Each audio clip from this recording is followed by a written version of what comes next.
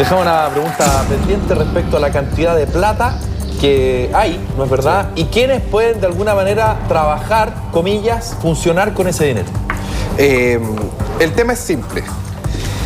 Los chilenos somos dueños de 160.000 millones de dólares. 160.000 millones de dólares. Ya. ¿A quiénes las AFP prestan ese dinero? 60.000 millones de dólares se van al extranjero, a otras empresas que no nos aportan realmente el crecimiento en Chile. ¿Ya? Después... Quedan 100.000. Quedan 100.000.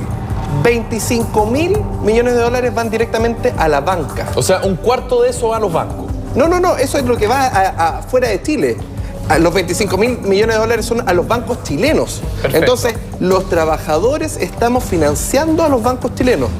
Perdón, cuando tú dices van a los bancos chilenos, es que los bancos van a por esa plata y la piden, igual que cuando uno, como persona natural, va al banco y pide plata. Exactamente. Los bancos van a esos fondos y piden. ¿Con qué interés? 4% con suerte. ¿Y qué interés me dan a mí cuando pido plata yo al banco? 59 está la máxima tasa. Perdón, solo para entender esto. Yo pongo mi plata en la AFP. Esa AFP le pasa la plata a los bancos. Yo voy al banco, porque no puedo acceder a mi plata a la AFP, a pedirles prestado, y me prestan mi plata a un mayor interés y me cagan. Sí. A 10 veces el interés, y que lo que pasa es que finalmente tú te endeudas, y cuando te sobreendeudas pasas a ser casi un esclavo del sistema, porque con esas tasas de interés es imposible pagar. Exacto. Perdón, ¿y por qué 4% de interés?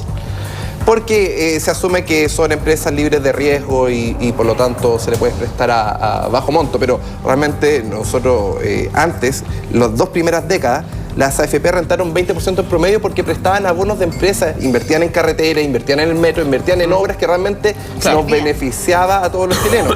Hoy en día se transformó en un tema especulativo. ¿Por qué? Porque el 2008 ahora ellos pagan comisiones por tradear, por comprar y vender acciones. Entonces, finalmente a la AFP le conviene que entre más se compra y se vende, más comisión queda para ellos. Pero Gino, ya, vemos cómo está el sistema, vemos la cantidad de fondos que hay, vemos que a partir del 2015 los que somos trabajadores independientes también vamos a tener que imponernos obligatoriamente.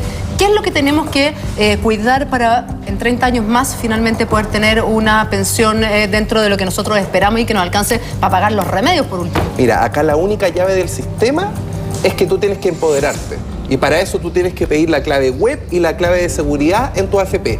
Tú teniendo esas 2 claves que te van a decir, no se las puedo pasar, te van a dar 500 excusas. ¿Pero por qué te van a dar excusas si son mis claves? Pero las tienes que exigir. Cuando tú tienes esas claves, tú pasas a tener el poder de tus fondos.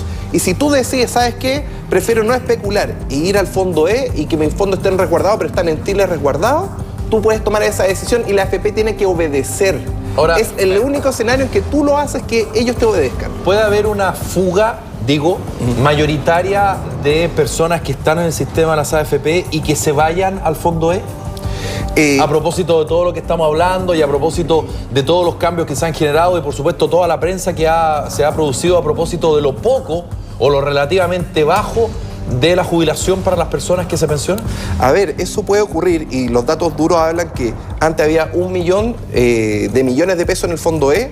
Para la crisis del 2008 la gente tomó conciencia porque perdió mucho y aumentó a 4 millones de millones y ahora ya se están cambiando 10 millones de pesos. Entonces esto está aumentando exponencialmente.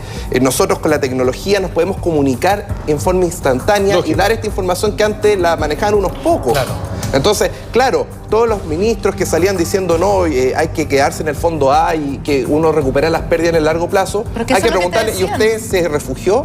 Porque lo más probable es que los ministros o los presidentes de la asociación de la AFP se refugiaron en el después de la crisis lo que te decían es que si tú estabas en el fondo A, si te cambiabas al fondo A ibas a perder mucho más que seguir en el fondo A largo plazo. Es el cuento que te mandan. Ese es el cuento, pero el tema es cuando vienen eventos de crisis, claro, tú puedes perder un 2%, un 4%, ok, es tolerable. Pero perder un 35% del esfuerzo de toda tu vida... De tu plata, de tu trabajo. Y el esfuerzo de toda tu vida, por eso las jubilaciones cayeron. Si es que ellos no hubiesen hecho el cambio normativo del 2002, nunca se hubiese traspasado el riesgo a las personas. Y ahí nos hicieron la técnica de la ranita y en 2008 todos perdimos y perdimos en grandes proporciones. Ahora, el concepto de las comisiones. ¿Y por qué te hacía la pregunta de la fuga? ¿Existe la posibilidad que las AFP, que por ejemplo manejan el fondo A y el fondo B, que hay mucho, digamos, de inversión afuera, ¿no es verdad? se invierte afuera y ahí está el riesgo, en fin. Bueno, como esa plata o esa gente va a estar más en los fondos que no hay un riesgo asociado, sino que es renta fija, te pueden de alguna manera hacer la pérdida de ellos cobrándote comisiones, aumentándote las comisiones. Es que las comisiones en lo que son respecto a tu sueldo, no respecto a lo ahorrado, en la cuenta obligatoria. Sí, en la cuenta 2, que es una cuenta de ahorro, y en el APB, ellos cobran un porcentaje de comisión. ¿Y dónde podrían ellos hacer la pérdida de tu cambio? En los valores cuotas. Es decir, nosotros presentamos oficialmente, y está en el YouTube, en el Senado, todos los antecedentes por los cuales la Superintendencia de Pensiones le presentamos de que los valores cuotas te podrían tener inconsistencia. ¿Sabes las respuestas que nos dieron? Nosotros los calculamos y los calculamos bien. Bueno, segunda carta, les pedimos que nos dieran todo el detalle de las inversiones para la crisis del 2008. Nos dijeron no, y por ley de transparencia, y se negaron en base a un resquicio de que pedían mayores detalles. Entonces, ¿qué es lo que pasa? Cuando una superintendencia que debería estar protegiéndonos a todos los chilenos no quiere brindar información, ¿por qué? Para poder tomar la decisión correcta. Lógico. Para ya ir terminando y cerrando, te quiero preguntar finalmente, si yo tengo 580.000 pesos brutos gano durante mi vida, finalmente cuando me jubilo, ¿mi pensión entonces va a ser de 150.000 pesos brutos? Sí. Mira, lo que pasa es que obviamente que depende si te descuentan después el 7% de salud, pero es que eso es la letra chica, en algunos casos sí, en otros casos no. Pero para allá a la mano. Exactamente. Entonces, o depende de tu tasa de impuesto. Hay gente que claro, puede ser un tercio de Pero tú la cifra que nos entregaba era 6 de cada 10 chilenos finalmente van a recibir esto de pensión. Esa no la planteé yo, la planteó un consejero del Banco Central, Joaquín Vial. Sí, Joaquín Vial. Entonces, estas no son cifras que estén sacadas de un sombrero, son cifras oficiales. O sea, vamos a tener una tercera edad con muy pocos recursos. Es decir, Sin sueldo pobre. mínimo siquiera. Es decir, ni siquiera va a alcanzar el sueldo mínimo no van a y con tener gastos sueldo mínimo. crecientes. Y adicionalmente, no sé, la jubilación en el año 2010, los fondos se recuperaron, crecieron, no sé, más de un 20%. ¿Y sabes qué es lo que pasó con las jubilaciones de las personas? Cayeron un 14%. ¿Por qué? No. Porque la superintendencia le bajó la tasa a futuro y adicionalmente asumió que las personas iban a vivir más de 105 años. Gino, te pasaste, de verdad, te queremos Más de agradecer. 105 años, ¿ah? Te queremos agradecer porque nos explicaste clarito un tema que No, de verdad que nos vuelva. preocupa Que y venga. vamos a seguir hablando por Sección. supuesto.